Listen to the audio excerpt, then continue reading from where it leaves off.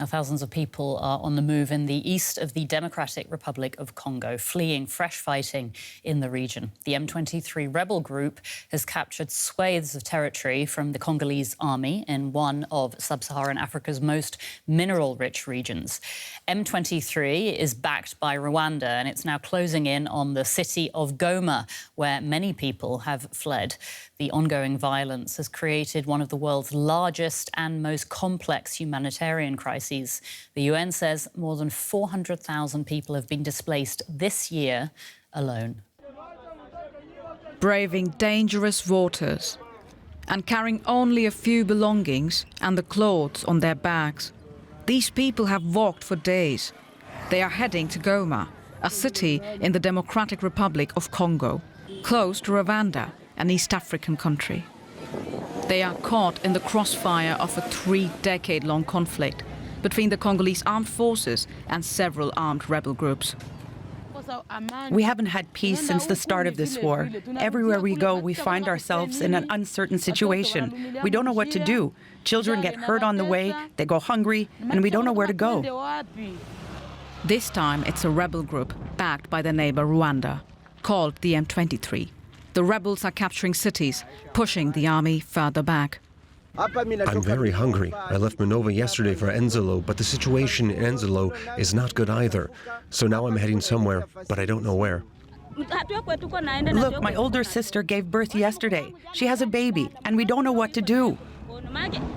Congo and the United Nations have accused Rwanda of backing the rebel group M23 with troops and weapons. But Rwanda continues to deny it. Shown here, the M23 targets mineral-rich mines to boost revenues and fund their operations. The war has displaced over 7 million. Activist Fred Bauma describes the lives of those forced to flee.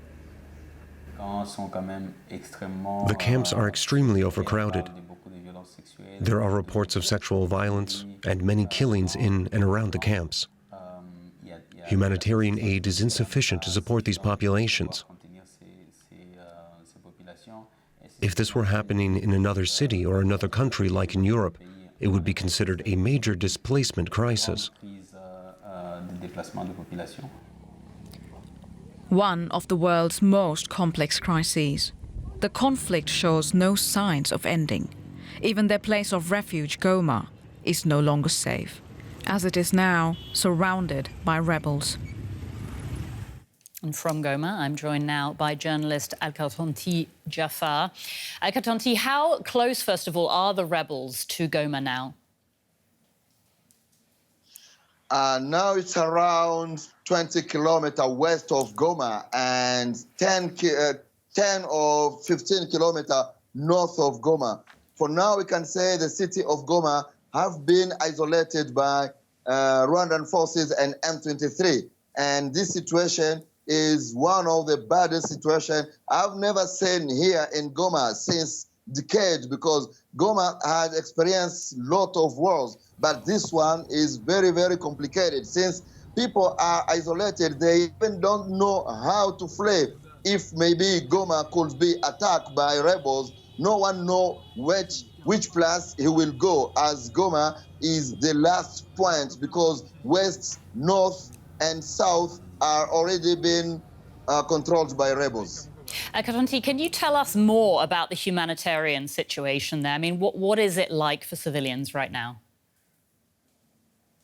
The humanitarian situation is horrible because, you know, first of all, the city of Sake and Mubambiro were as IDP sites, because many IDPs coming from other villages took Sake as their refugee zone.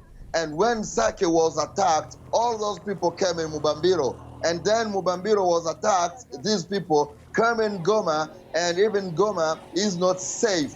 And these people doesn't have anything, no food, no humanitarian assistance. So they are like in bush without any assistance. I saw you talk to someone who said he's hungry. Yes, some people spend like a week without eating anything because they don't have any way to get food and to get water, to get anything they can for survive. It sounds absolutely desperate. Can you tell us why the M23 rebel group is launching this offensive now? I think the offensive on Goma is a way to push the government of DRC to discuss with M23. And, you know, since 2 years, President Tshisekedi still say and keep his position.